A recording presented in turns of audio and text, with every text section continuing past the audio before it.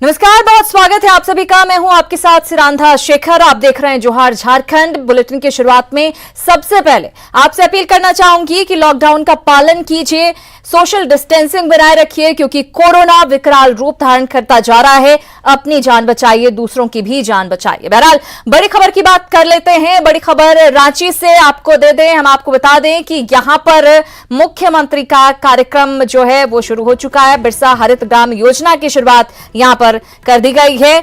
हम आपको बता दें, झारखंड में ग्रामीण विकास विभाग की कई योजनाओं का सीएम हेमंत सोरेन ने शुभारंभ यहां पर किया है। रांची के प्रोजेक्ट भवन में आयोजित कार्यक्रम में सीएम हेमंत सोरेन के साथ मंत्री आलमगीर आलम ने इसकी शुरुआत की।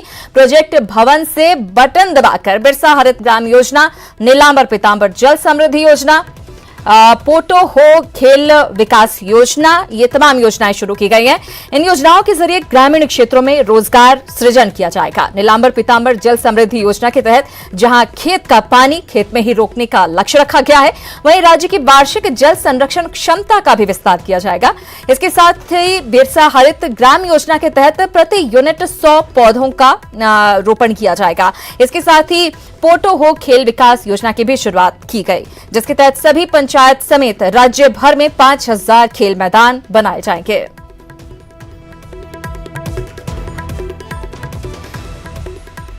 हम आपको बता दें, मुख्यमंत्री हेमंत सोरेन ने खुद इन योजनाओं की शुरुआत की है।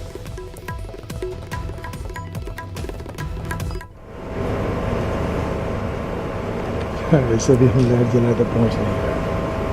ठीक है। आज यहाँ राज्य सरकार के द्वारा सुदूर ग्रामीण क्षेत्रों में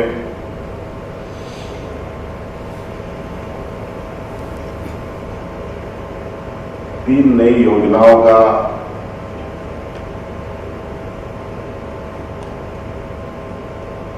उद्घाटन समारोह में हमारे साथ उपस्थित ग्रामीण विकास विभाग मंत्री आदरणीय आलमगीर साहब, पेयजल विभाग और खेल कला संस्कृति मंत्री मिथिलेश ठाकुर जी, उपस्थित यहाँ हमारे मुख्य सचिव, विभाग के प्रधान सचिवगण, उपस्थित पत्रकार मित्रों, आप सभी का स्वागत है। जैसे कि आज आपने देखा कि हम लोगों ने 3 योजनाओं का शुभारंभ किया है। एक नीलांबर पीतांबर जल समृद्धि योजना, बिरसा हरित ग्राम योजना, पोटो हो खेल योजना। इसमें एक छोटा सा संशोधन है जो मैं अभी आपके बीच में कर देना चाहता हूं। ये पोटो हो खेल विकास योजना को हम वीर शहीद पोटो हो खेल विकास योजना हम नाम देंगे। बाद से हमारे विभागीय सचिव ने इस विषय को कहा है और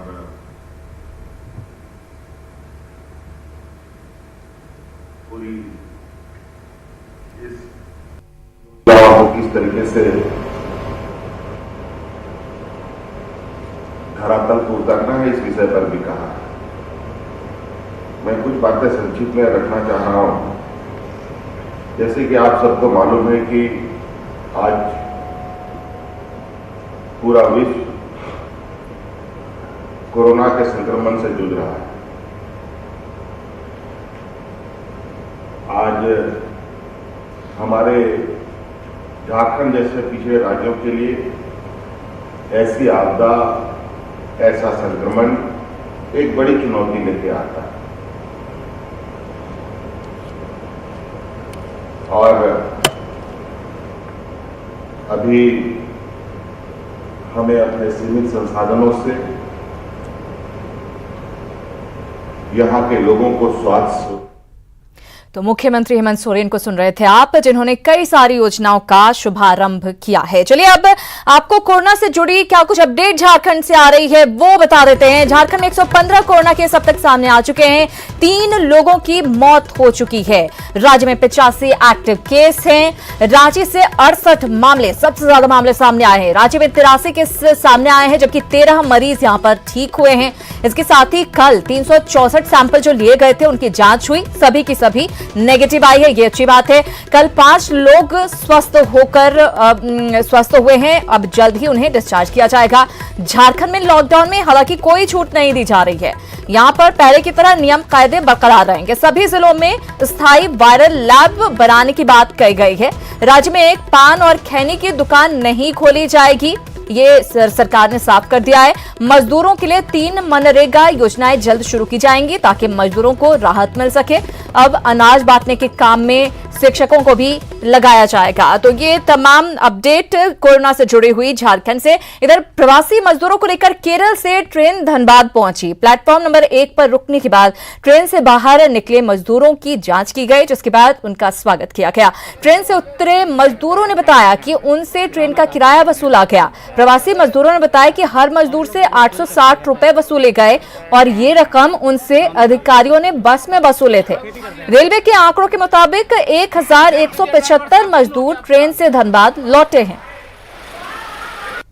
कितनी खुशी हुई यहाँ आके? बहुत खुशी में वो हेमंत सोरेन के कारण से। क्या भाड़ा वगैरह भी लगी है? भाड़ा वगैरह लग गया है, वो 850 रुपये पे 850 रुपये 860 रुपया 860 रुपया 860 रुपये लगेगी। हाँ, यहाँ आने के बाद जो है किस तरह से जो आपको स्वागत किया गया है?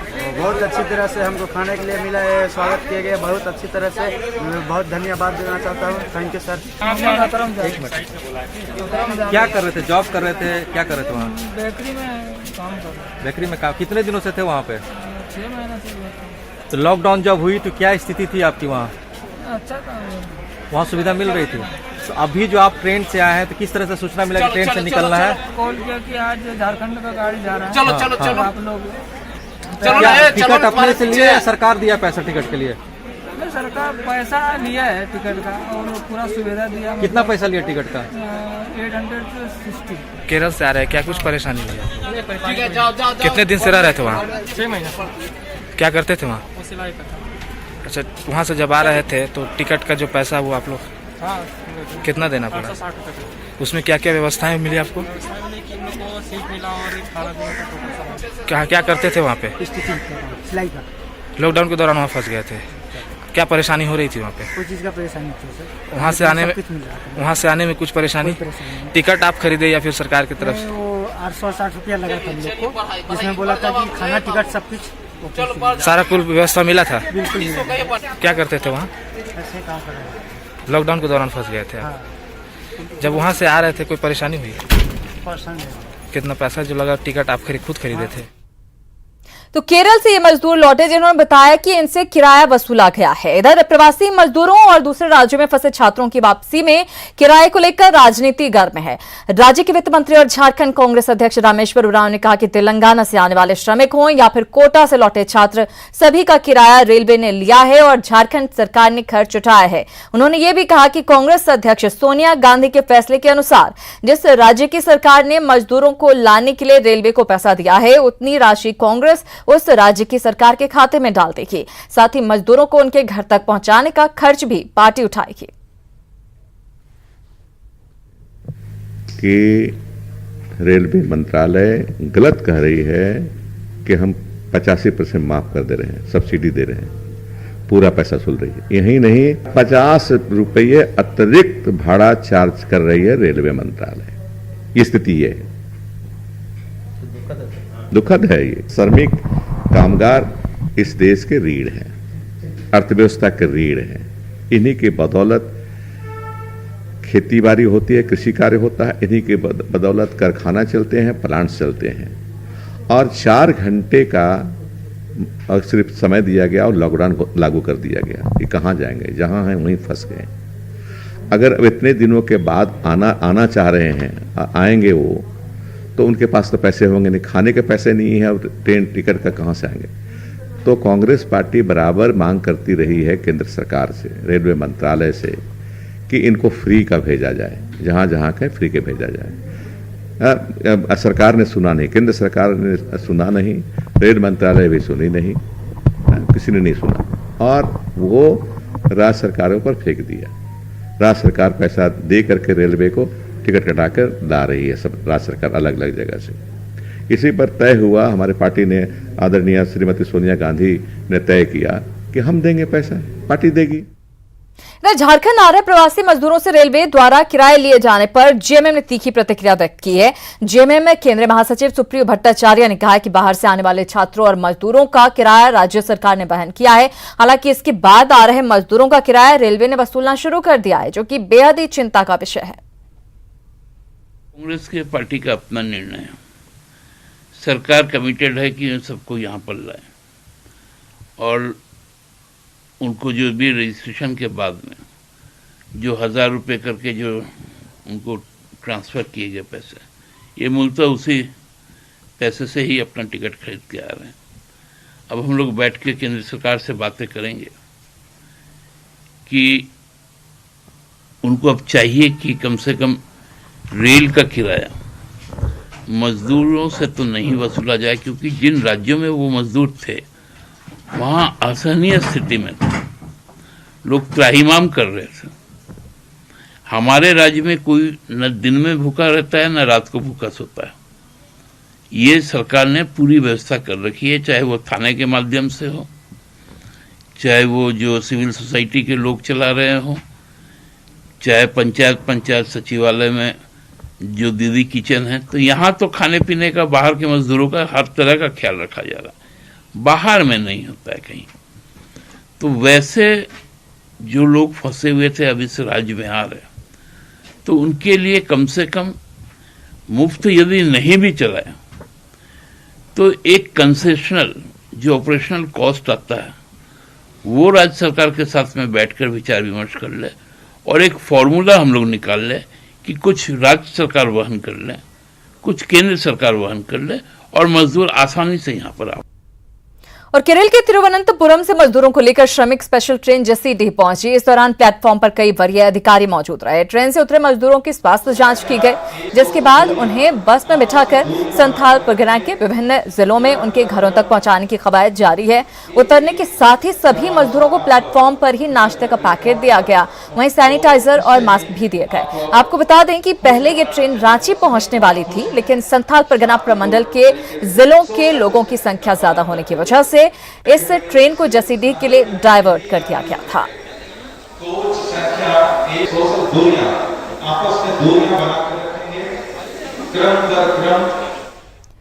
और इससे पहले जब मजदूरों को लेकर एर्नाकुलम से जसीडीह के लिए पहुंचने वाली गाड़ी बोकारो स्टेशन पर पहुंची, तो आंध्रा डिवीजन के एआरएम, बोकारो स्टेशन के स्टेशन मास्टर और अन्य रेलवे अधिकारियों के साथ चैंबर ऑफ कॉमर्स के अध्यक्ष संजय वैद्य ने ट्रेन में सवार सभी मजदूरों के बीच खाने पीने के सामान का वितरण किया और उनकी हौसला अफजाई की। बोकारो स्टेशन से ताली बजाकर ट्रेन को जसीडीह के लिए रवाना किया गया। मिल रहा है सर, खाने का एक टाइम मिलता था, एक टाइम नहीं मिलता था। हम लोग तो बहुत परेशानी है सर, कोई व्यवस्था नहीं। एक टाइम मिलता था खाने, किसी तरह तकलीफ हो रहा था। एक टाइम खाने मिलता था, खाना ज़्यादा नहीं मिल रहा था। व्यवस्था वही 15 दिन में 1 किलो चावल मिलता था, 2 महीना में 2 किलो चावल उसी को खा कर आते हैं। और इतना तकलीफ में थे, सरकार को भी कॉल करते थे, उस टाइम कोई नहीं मदद मिलता था। तो यहाँ पे हम लोगों ने स्नैक्स और पानी का प्रबंध किया था। कुल 1124 यात्री उस ट्रेन में थे, उन सभी को हम लोगों ने स्नैक्स प्रोवाइड किया है, पानी प्रोवाइड किया है और कुछ एनजीओज़ ने भी इसमें हमारा सहयोग किया है, उनका भी बहुत आभार व्यक्त करते हैं। इसके बाद धनबाद में हम लोगों ने इत्तला कर दी है, वो लोग भी कुछ खाने पीने का प्रबंध इन लोग करेंगे ताकि गाड़ी जैसी तक जाए और सेफ पहुँच पाएँ। बाकी यात्री काफ़ी खुश हैं, तो बातचीत आप लोगों ने की होगी।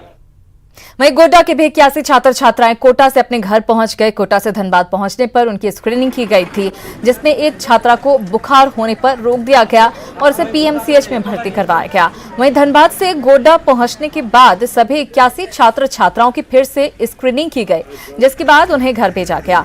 बच्चों ने केंद्र और राज्य सरकार की पहल की सराहना की है और कहा है कि कोटा में फंसे होने की वजह से वे लोग मानसिक तौर पर परेशान थे।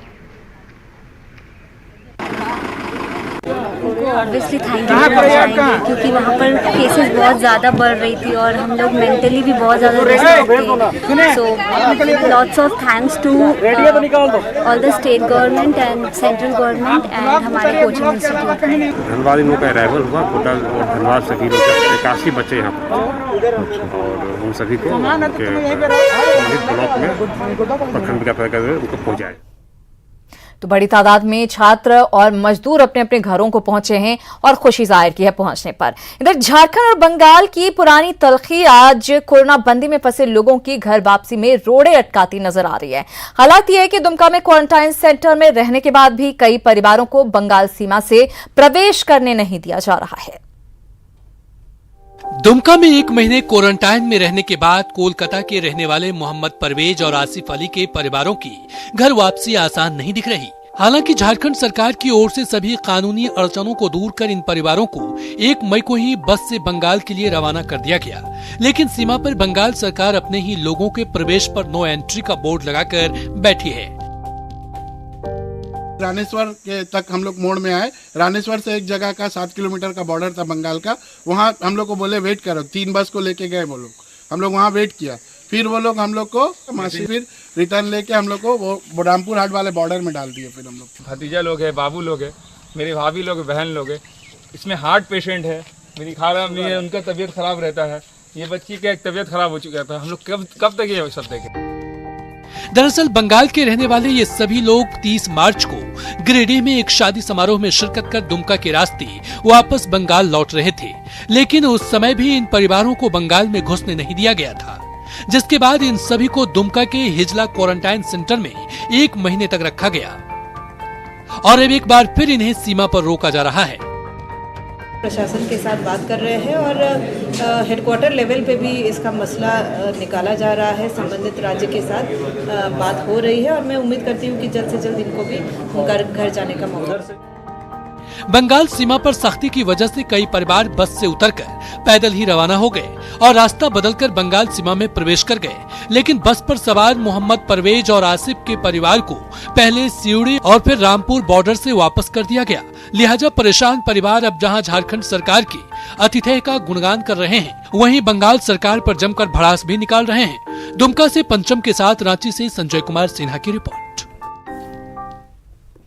कोरोना संक्रमण की रोकथाम को लेकर आदिवासी समुदाय में भी जागरूकता देखी जा रही है। इसे लेकर सरायकेला में आदिवासी संगठन ने हर साल दलमा में होने वाले पारंपरिक विशु सेंद्रा पर्व को नहीं मनाने का फैसला लिया है। उन्होंने केवल सांकेतिक तौर पर सेंद्रा पर्व के पूजा पाठ करने का वन विभाग को भरोसा दिया है। दरअसल कोल्हान में आदिवासी समुदाय हर साल वैशाख महीने में दलमा में विशु सेंद्रा पर्व मनाते हैं, लेकिन कोरोना संक्रमण को देखते हुए उन्होंने इसे सांकेतिक रूप से मनाने का फैसला किया।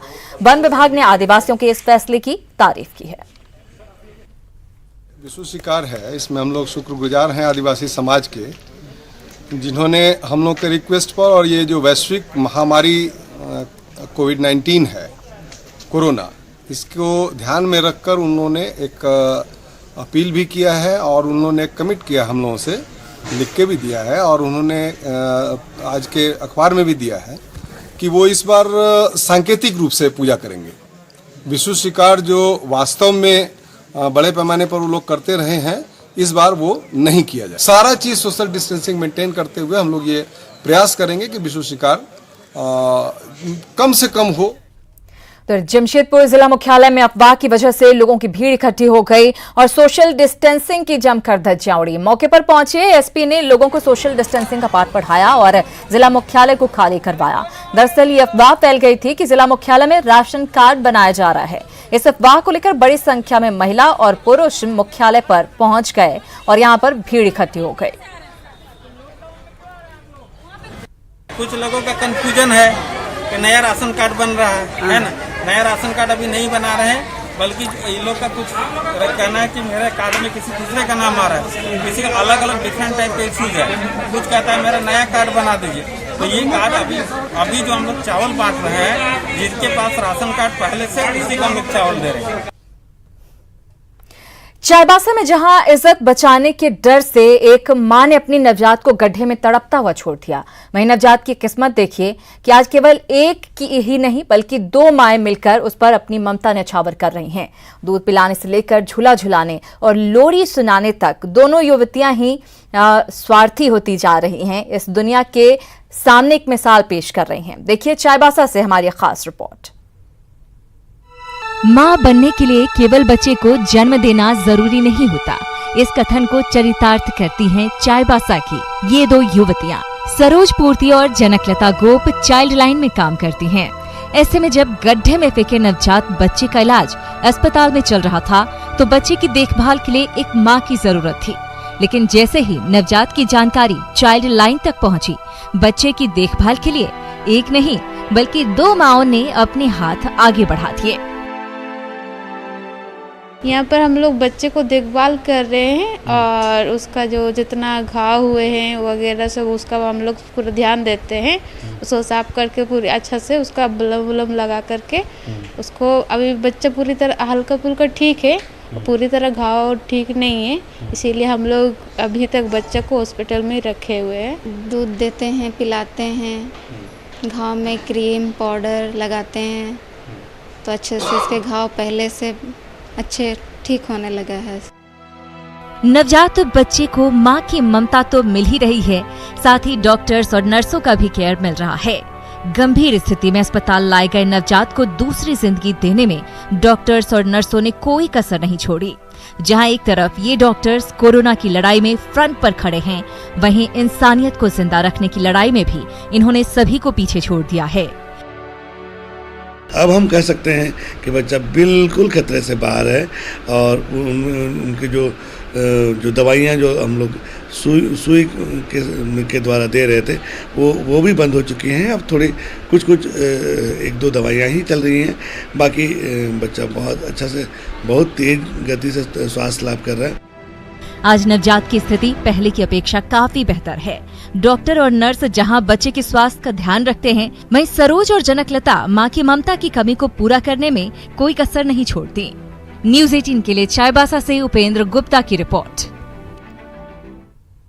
एक मां का साथ छूटा तो 2 माएं मिल गई। चलिए इसी के साथ इस बुलेटिन में फिलहाल इतना ही, लेकिन न्यूज़ 18 बिहार झारखंड पर खबरों का सिलसिला लगातार जारी।